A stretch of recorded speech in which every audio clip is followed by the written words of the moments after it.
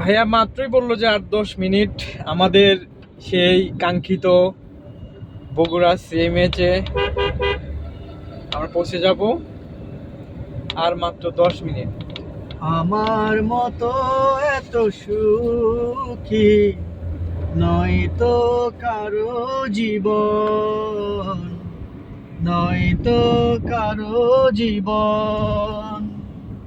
কি আদরে স্নেহ ভালোবাসা জড়ানো মায়ার বাঁধন, জানি বাঁধন ছিঁড়ে গেলে কবু আসবে আমার মরণ।